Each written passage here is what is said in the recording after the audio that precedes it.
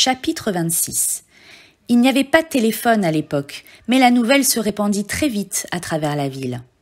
Vers la fin de la journée, tous les habitants du lac Vert avaient entendu dire que la maîtresse d'école avait embrassé le marchand d'oignons. Le lendemain, aucun enfant ne se montra à l'école. Miss Catherine était assise seule dans sa classe en se demandant si elle n'avait pas confondu les jours de la semaine. Peut-être était-ce samedi ? Elle n'en aurait pas été surprise. La tête et le cœur lui tournaient depuis que Sam l'avait embrassée. Elle entendit un bruit derrière la porte, puis soudain, une foule d'hommes et de femmes firent irruption à l'intérieur de l'école.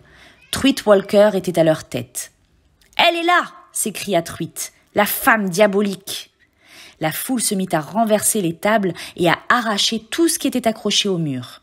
« Elle a empoisonné les cerveaux de vos enfants avec des livres !» déclara Truitt. Ils entassèrent tous les livres qu'ils trouvèrent au milieu de la pièce. « Vous ne vous rendez pas compte de ce que vous faites !» s'exclama Miss Catherine. Quelqu'un l'empoigna et déchira sa robe, mais elle parvint tant bien que mal à s'enfuir au dehors et courut au bureau du shérif. Les pieds sur la table, le shérif buvait au goulot d'une bouteille de whisky. « B'jour, Miss Catherine, dit-il. »« Ils sont en train de détruire l'école, dit-elle, la respiration haletante.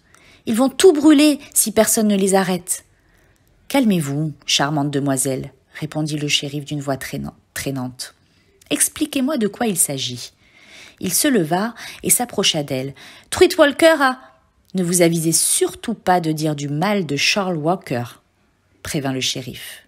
« Il faut faire vite, » dit précipitamment Catherine. « Vous devez à tout prix les arrêter. »« Vous êtes vraiment jolie, » dit le shérif. Miss Catherine le regarda d'un air horrifié. « Embrassez-moi, » dit le shérif. Elle lui donna une gifle. Il éclata de rire. « Vous avez bien embrassé le marchand d'oignons, pourquoi pas moi ?» Elle essaya de le gifler à nouveau, mais il lui attrapa la main.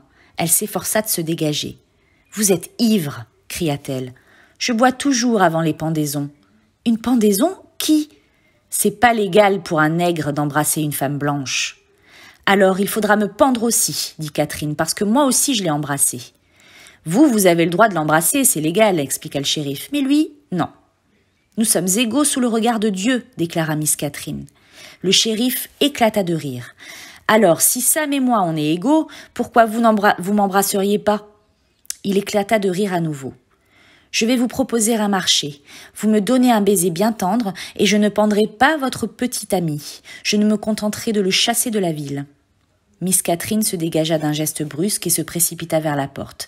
Elle entendit alors le shérif qui disait « La loi punira Sam, et vous, c'est Dieu qui vous punira. » Elle ressortit dans la rue et vit de la fumée qui s'élevait au-dessus de l'école. Elle courut jusqu'à la rive du lac où Sam était en train d'atteler Marie-Lou à la charrette pleine d'oignons. « Dieu merci, tu es là !» soupira-t-elle en le serrant dans ses bras. « Il faut partir d'ici, à l'instant même !»« Quoi ? Quelqu'un a dû nous voir hier pendant qu'on s'embrassait, » dit Miss Catherine. « Ils ont mis le feu à l'école et le shérif a dit qu'il allait te pendre. » Sam hésita un instant, comme s'il avait du mal à la croire. En fait, il ne voulait pas croire ce qu'elle disait. « Viens, Marie-Lou. »« Il faut laisser Marie-Lou ici, » dit Catherine. Sam la regarda longuement. Il y avait des larmes dans ses yeux. « D'accord, » dit-il. Le bateau de Sam était à l'eau, attaché à un arbre par une longue corde. Il défit la corde, puis ils s'avancèrent dans l'eau et montèrent dans le bateau. Des bras puissants de Sam les éloignèrent de la rive à grands coups de rame. Mais, tous puissants qu'ils soient, ses bras ne pouvaient rivaliser avec le bateau à moteur de Truitt Walker. Ils avaient à peine dépassé la moitié du lac lorsque Miss Catherine entendit le rugissement du moteur. Elle vit alors l'horrible fumée noire. Voici les faits. Le bateau des Walker heurta de plein fouet celui de Sam. Sam fut tué d'un coup de revolver et jeté à l'eau. Catherine Barlow fut sauvée contre sa volonté.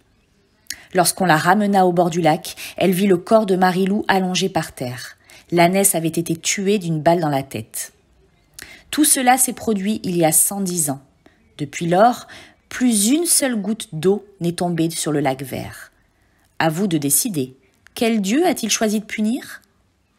3 jours après la mort de Sam, Miss Catherine tua le shérif d'un coup de revolver alors qu'il buvait un café, assis dans son fauteuil. Puis elle appliqua soigneusement du rouge sur ses lèvres et lui donna le baiser qu'il avait demandé. Pendant les 20 ans qui suivirent, Kate Barlow l'embrasseuse fut un des hors-la-loi les plus redoutés de l'Ouest américain.